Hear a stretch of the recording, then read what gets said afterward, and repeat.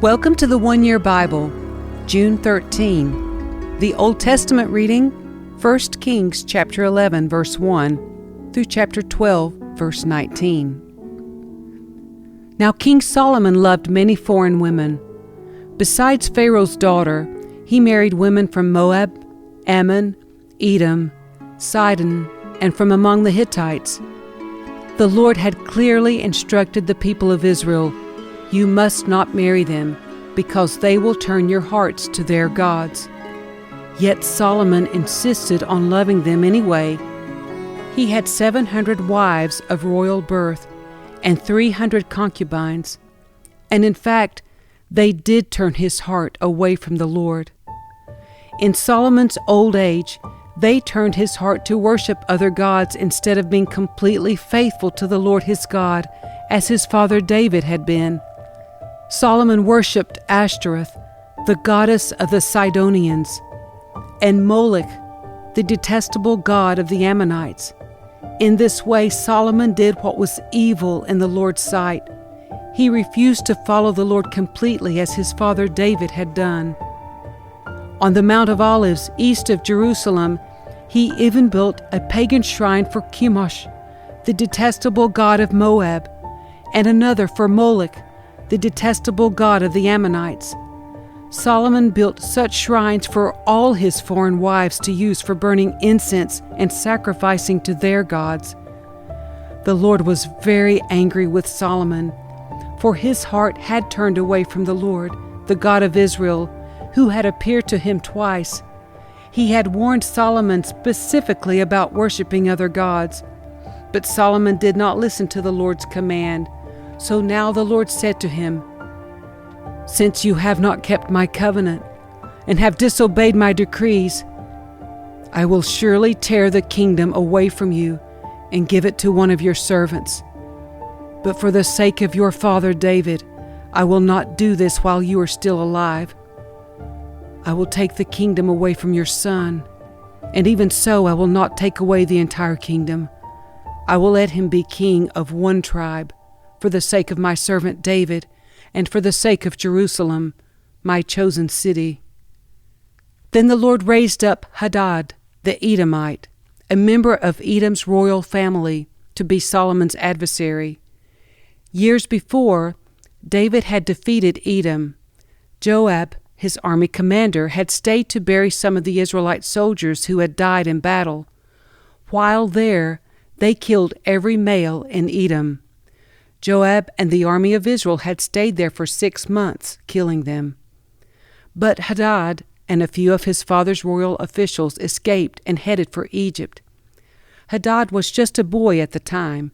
They set out from Midian and went to Paran, where others joined them. Then they traveled to Egypt and went to Pharaoh, who gave them a home, food, and some land. Pharaoh grew very fond of Hadad, and he gave him his wife's sister in marriage, the sister of Queen Tahpenes. She bore him a son named Yanubat. Tahpenes raised him in Pharaoh's palace among Pharaoh's own sons.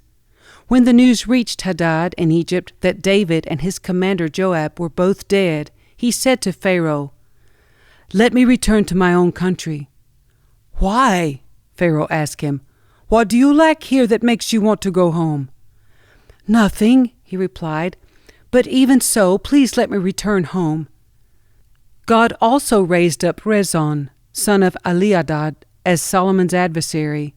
Rezon had fled from his master, King Hadadezer of Zobah, and had become the leader of a gang of rebels.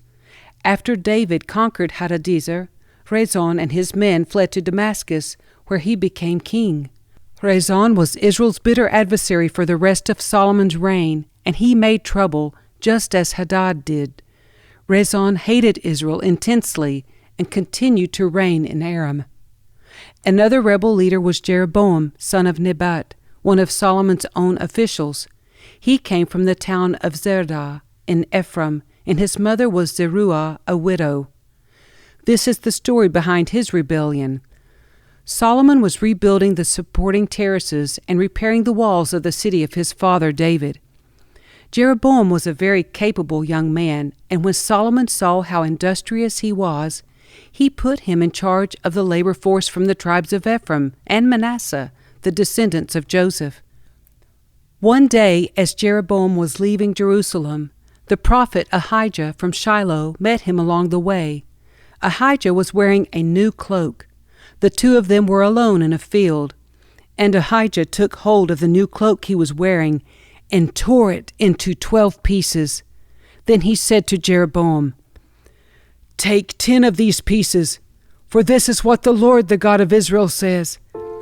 I am about to tear the kingdom from the hand of Solomon, and I will give 10 of the tribes to you. But I will leave him 1 tribe for the sake of my servant David, and for the sake of Jerusalem, which I have chosen out of all the tribes of Israel. For Solomon has abandoned me and worshipped Ashtoreth, the goddess of the Sidonians, Chemosh, the god of Moab, and Molech, the god of the Ammonites. He has not followed my ways and done what is pleasing in my sight.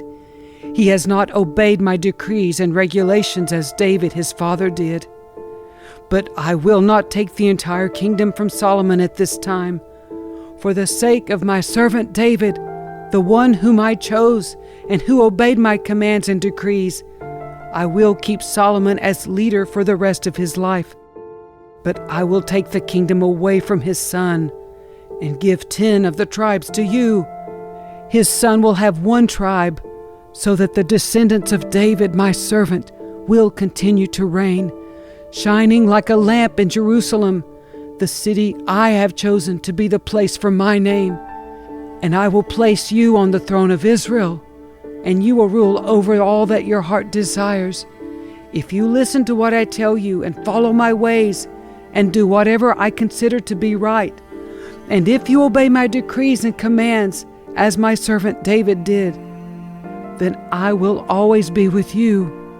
I will establish an enduring dynasty for you as I did for David, and I will give Israel to you.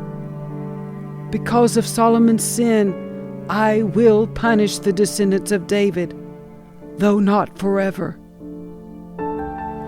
Solomon tried to kill Jeroboam, but he fled to King Shishak of Egypt and stayed there until Solomon died. The rest of the events in Solomon's reign, including all his deeds and his wisdom, are recorded in the book of the Acts of Solomon. Solomon ruled in Jerusalem over all Israel for 40 years. When he died, he was buried in the city of David, named for his father. Then his son Rehoboam became the next king. Rehoboam went to Shechem, where all Israel had gathered, to make him king. When Jeroboam, son of Nebat, heard of this, he returned from Egypt, for he had fled to Egypt to escape from King Solomon. The leaders of Israel summoned him, and Jeroboam and the whole assembly of Israel went to speak with Rehoboam. "Your father was a hard master," they said. "Lighten the harsh labor demands and heavy taxes that your father imposed on us. Then we will be your loyal subjects." Rehoboam replied, "Give me 3 days to think this over, then come back for my answer." So the people went away.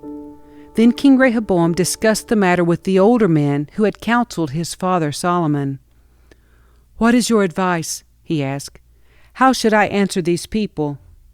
The older counselors replied, "If you are willing to be a servant to these people today and give them a favorable answer, they will always be your loyal subjects." But Rehoboam rejected the advice of the older men and instead asked the opinion of the young men who had grown up with him and were now his advisors. "What is your advice?" he asked them. "How should I answer these people who want me to lighten the burdens imposed by my father?" The young men replied, "This is what you should tell those complainers who want a lighter burden. My little finger is thicker than my father's waist. Yes, my father laid heavy burdens on you, but I'm going to make them even heavier.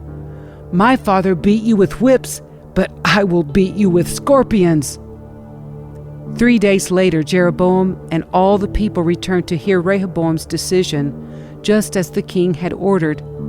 But Rehoboam spoke harshly to the people, for he rejected the advice of the older counselors and followed the counsel of his younger advisers. He told the people, "My father laid heavy burdens on you, but I'm going to make them even heavier.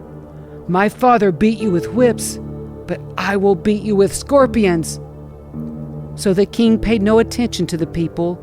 This turn of events was the will of the Lord, for it fulfilled the Lord's message to Jeroboam son of Nebat through the prophet Ahijah from Shiloh. When all Israel realized that the king had refused to listen to them, they responded, "Down with the dynasty of David! We have no interest in the son of Jesse. Back to your homes, O Israel! Look out for your own house, O David!" So the people of Israel returned home, but Rehoboam continued to rule over the Israelites who lived in the towns of Judah. King Rehoboam sent Adoniram, who was in charge of forced labor, to restore order, but the people of Israel stoned him to death. When this news reached King Rehoboam, he quickly jumped into his chariot and fled to Jerusalem. And to this day, the northern tribes of Israel have refused to be ruled by a descendant of David. The New Testament reading, Acts chapter 9, verses 1 through 25. Meanwhile, Saul was uttering threats with every breath and was eager to kill the Lord's followers. So he went to the high priest. He requested letters addressed to the synagogues in Damascus, asking for their cooperation in the arrest of any followers of the way he found there. He wanted to bring them, both men and women, back to Jerusalem in chains. As he was approaching Damascus on this mission, a light from heaven suddenly shone down around him. He fell to the ground and heard a voice saying to him, "Saul, Saul, why are you persecuting me?" "Who are you, Lord?" Saul asked, and the voice replied, "I am Jesus, the one you are persecuting.